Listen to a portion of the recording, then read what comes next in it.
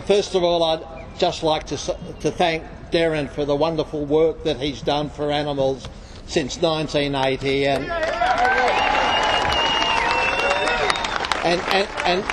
Darren has always been an inspiration to me.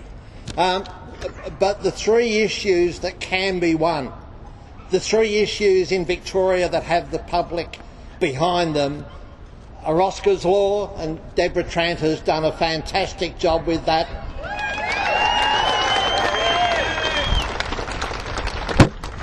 The banned jumps racing campaign with Ward Young and Elio.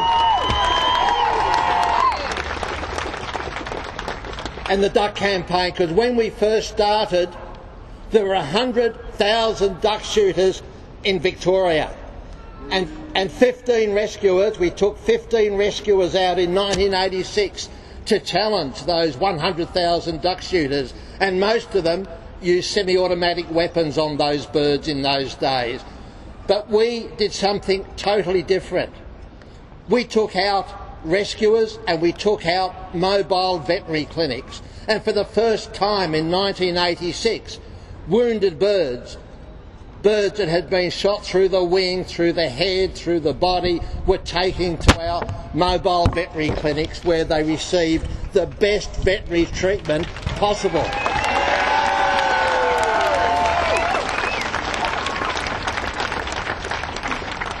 And over the years, hundreds of threatened species have been illegally shot. But the campaign in 1990 saw recreational duck shooting banned in Western Australia. We went over to help fight it over there, and Premier Carmen Lawrence on the 3rd of September 1990 just said that duck shooting was unacceptable. The recreational shooting of native water birds had to come to an end in the 1990s, and it was banned. Bob Carr in New South Wales in 1995 also banned the recreational shooting of native water birds, and Peter Beattie in 2005 in Queensland. So Queensland is ahead of Victoria in looking after their native water birds, and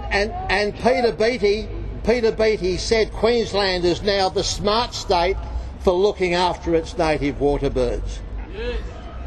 We have reduced those 100,000 duck shooters down to where they make up only 0.4% of Victoria's population.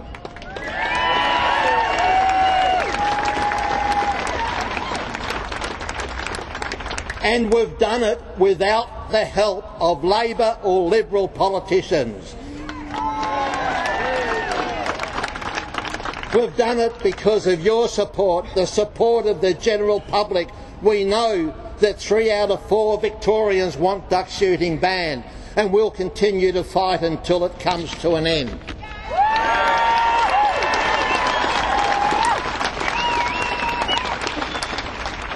Now, the problem we still have in Victoria is both the Liberal and the Labor parties have exactly the same policies. They have exactly the same policies on duck shooting. And the thing that amazed me, I always believed in the early days that Labor needed more women in Parliament. Well, Labor has more women in Parliament today, but they have about 20 to 22, but they still support male gun violence and cruelty to native water birds the same as the males do.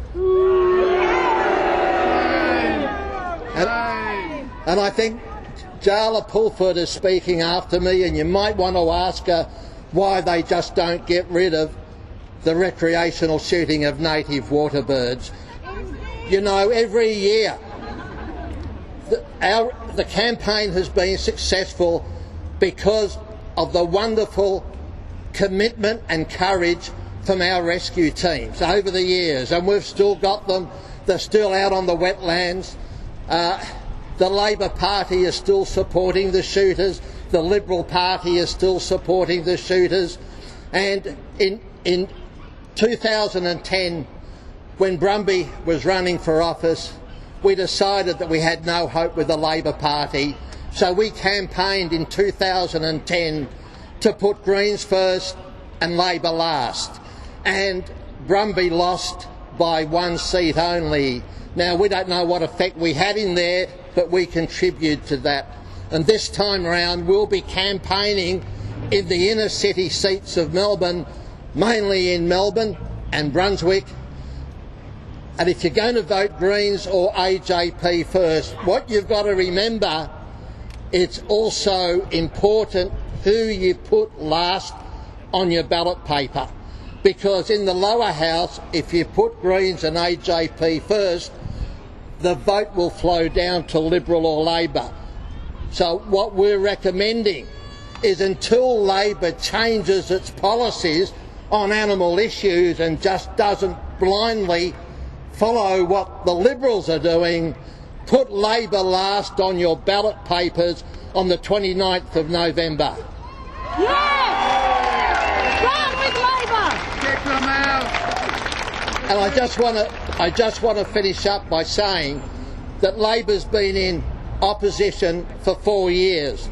They have never said a single word supporting native water birds. And in 2011, we had a rescuer shot in the face.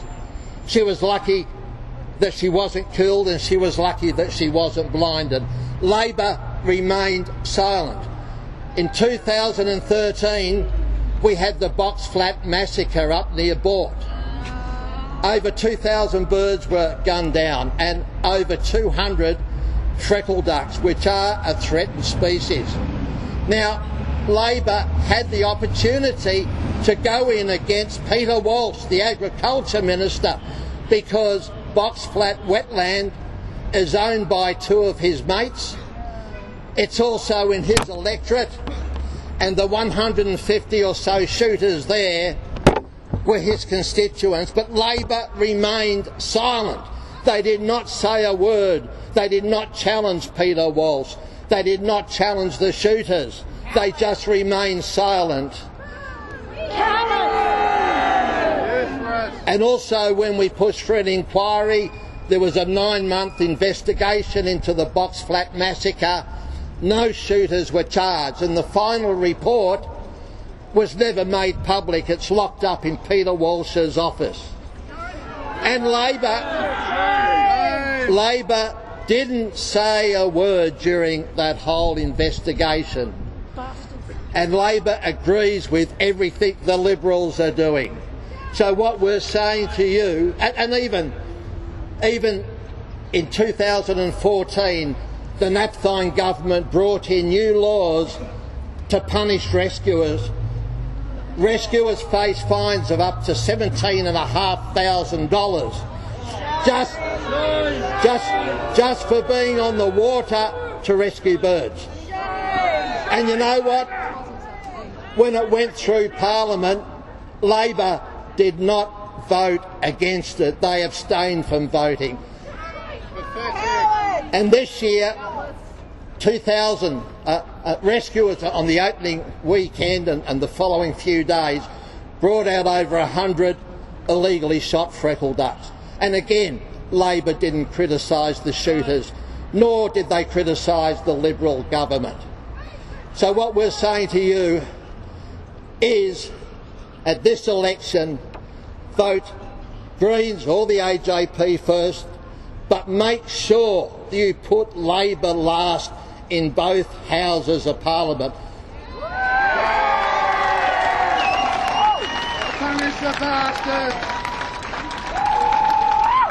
And Yala Pulford from the Labor Party, I believe, is the next speaker.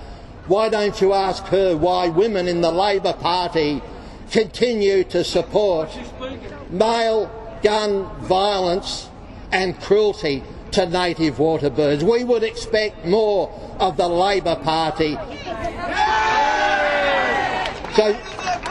So just put Labor last, and that will help animals. Thank you very much. Thanks, Darren. Thank you. Thanks, Rod.